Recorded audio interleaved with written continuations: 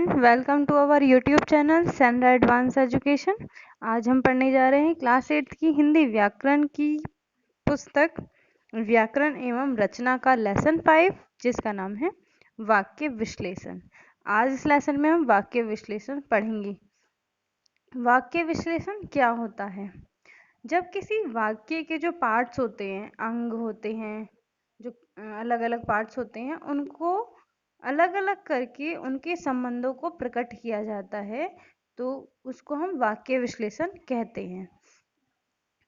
आइए पढ़ते हैं लेसन वाक्य विश्लेषण।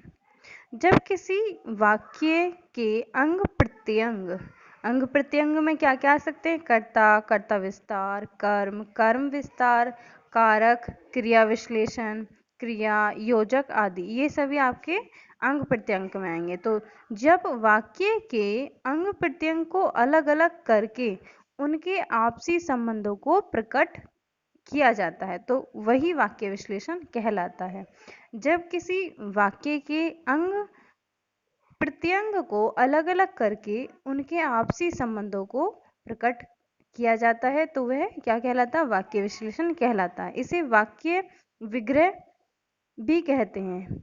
मतलब इस तरीके से जो वाक्य है उसके पार्ट्स को अलग अलग करके उनके बीच के रिलेशंस को बताना वाक्य विग्रह भी कहलाता है। वाक्य विश्लेषण के भेद। वाक्य विश्लेषण के भेद कितने होते हैं?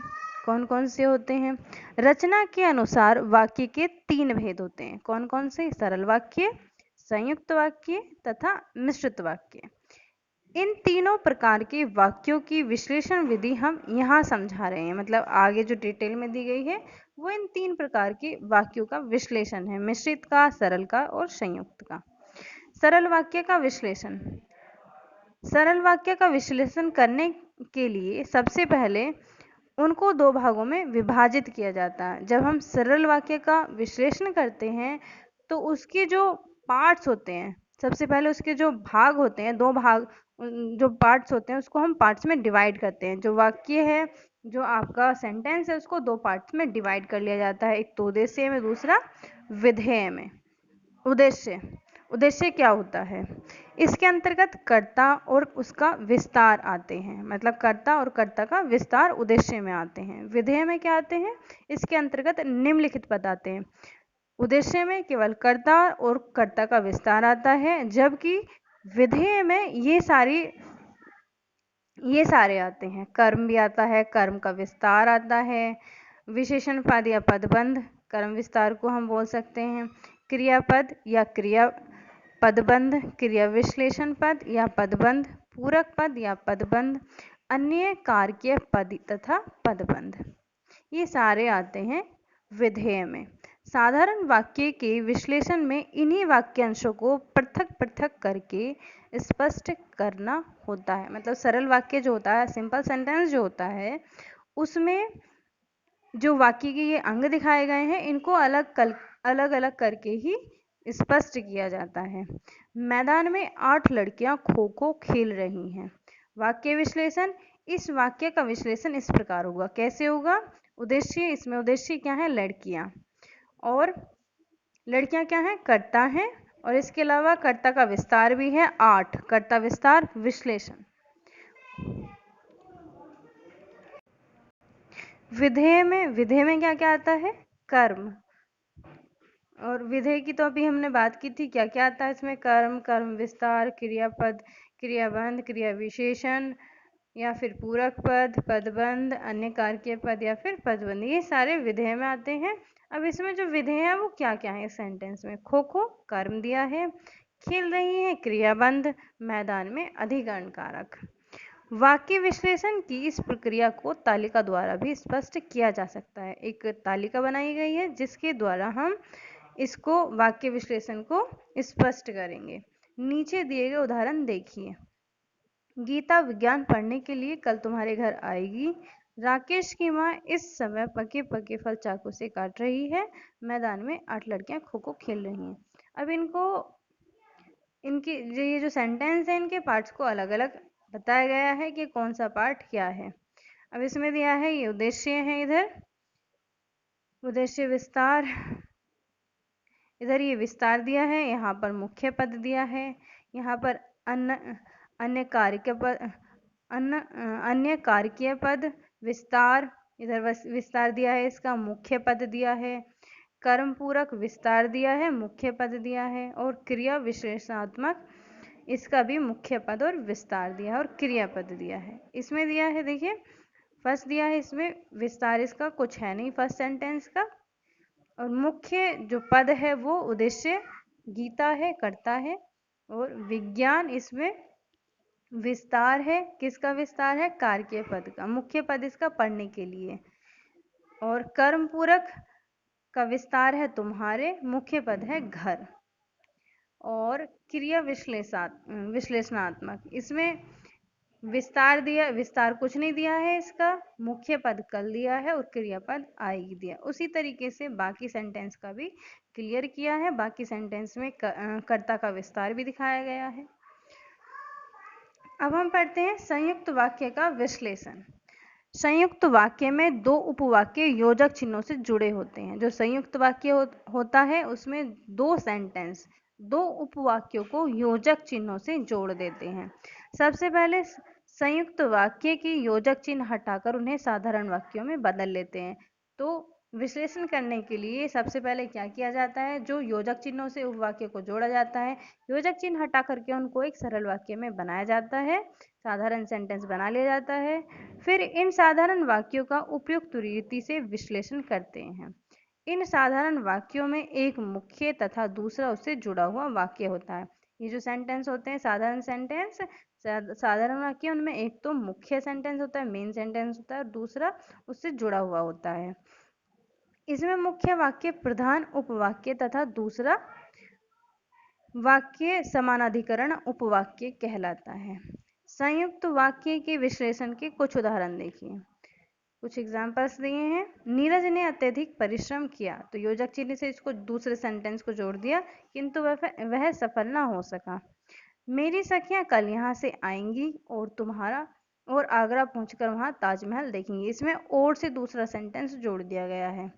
गांव वालों ने नदी के पानी को रोकने का बहुत प्रयत्न किया, परंतु वह रुक न सका। यहाँ पर भी योजक चिन्ह के द्वारा दूसरा वाक्य जोड़ा गया है। वाक्य विश्लेषण, नीरज ने अत्यधिक परिश्रम किया, ये तो इसमें प्रधान वाक्य है। वह सफल ना हो सका, ये इसका समानाधिकरण वाक्य है, दूसरा सेंटेंस है। इसमें जो योजक चिन्ह है वो किंतु है। मेरी सखियां कल यहाँ से आएंगी, प्रधान वाक्य है, आगरा पहुंचकर वहां ताजमहल देखेंगे, ये समानाधिकरण मतलब दूसरा वाक्य जुड़ा हुआ है, ये है उपवाक्य। समानाधिकरण उपवाक्य है और से इसको जोड़ा गया है। गांव वालों ने नदी के पानी को रोकने का बहुत प्रयत्न किया, ये प्रधान उपवाक्य है। वह रुक ना सका, ये दूसरा सेंटेंस समानाधिकरण उपवाक्य है, और परंतु से इसको जोड़ा गया, परंतु इसमें योजक चिन्ह है। अब इसको भी डिस्क्राइब किया है कि इसमें वाक्य का विश्लेषण किया है, इधर उद्देश्य दिया है और इधर विधेय दिया है। उद्देश्य में क्या है, विस्तार और मुख्य पद दिए हैं। अब पहले सेंटेंस हम ले लेते हैं, तो पहले सेंटेंस में विस्तार कुछ भी नहीं दिया है, मुख्य पद नीरज दिया है। ठीक, अब हम विधेय की तरफ चलते हैं। अन्य कारकीय पद में विस्तार कुछ नहीं दिया है, मुख्य पद भी कुछ नहीं दिया है। कर्म पूरक का विस्तार अत्यधिक दिया है, मुख्य पद परिश्रम फल दिया है। और क्रिया विशेषात्मक में विस्तार कुछ नहीं दिया है, मुख्य पद कुछ नहीं है इसमें, और क्रिया दी है इसमें, ना हो सका। ऐसे ही दूसरा सेंटेंस दिखाया गया है। अब हम बात करते हैं मिश्रित वाक्यों का विश्लेषण। अभी तक हमने पढ़ा सरल वाक्यों का कैसे विश्लेषण करते हैं और संयुक्त वाक्य का कैसे विश्लेषण करते हैं। अब हम बात करते हैं कि एक मिश्रित वाक्य का विश्लेषण कैसे किया जाता है। मिश्रित वाक्यों में प्रधान उपवाक्य और गौण उपवाक्य योजक चिन्ह द्वारा सुगठित होते हैं। कौन कौन से, एक तो प्रधान उपवाक्य, दूसरा गौण उपवाक्य योजक चिन्हों के द्वारा सुगठित मतलब जुड़े हुए होते हैं। उन्हें विश्लेषण के लिए सबसे पहले प्रधान उपवाक्य की पहचान कर लेते हैं। मतलब उनका विश्लेषण करने के लिए सबसे पहले हमें यह पहचान करनी होती है कि उसमें प्रधान उपवाक्य कौन सा है। इसके बाद गौण उपवाक्य की पहचान करके उनके कार्य का उल्लेख करते हैं।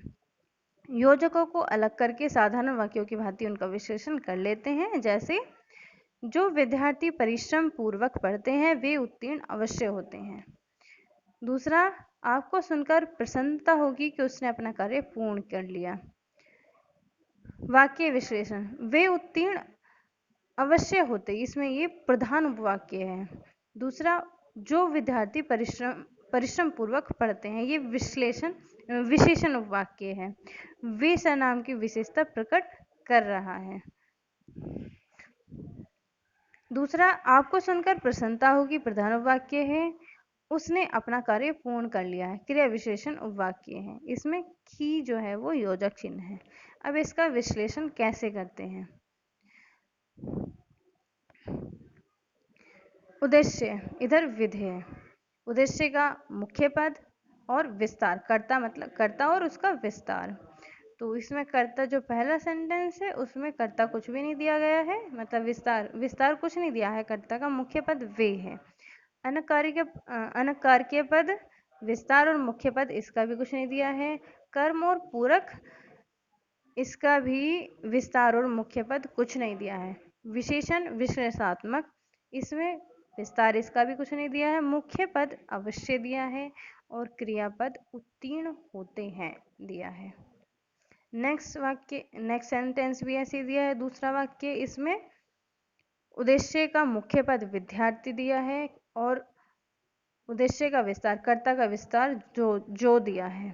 इसके अलावा अनकार के पद में कुछ नहीं दिया है। कर्म या फिर पूरक में कुछ नहीं दिया है। क्रिया विश्लेषणात्मक में परिश्रम पूर्वक और क्रियापद दिया है पढ़ते हैं। तो इस प्रकार से ऐसे हम सेंटेंस को, जो वाक्य होते हैं उनका विश्लेषण करते हैं, उनके पार्ट को अलग अलग करके उनके संबंध को प्रकट करते हैं। तो ये था क्लास 8 का लेसन 5, जिसमें आज हमने वाक्य विश्लेषण के बारे में बात की। वाक्य विश्लेषण, 3 प्रकार के वाक्यों का विश्लेषण हमने पढ़ा, सरल वाक्य, संयुक्त वाक्य और मिश्रित वाक्य। वीडियो अच्छी लगी तो वीडियो को लाइक करना, और अगर अभी तक आपने हमारे यूट्यूब चैनल को सब्सक्राइब नहीं किया है तो चैनल को सब्सक्राइब करना ना भूलें। Thank you.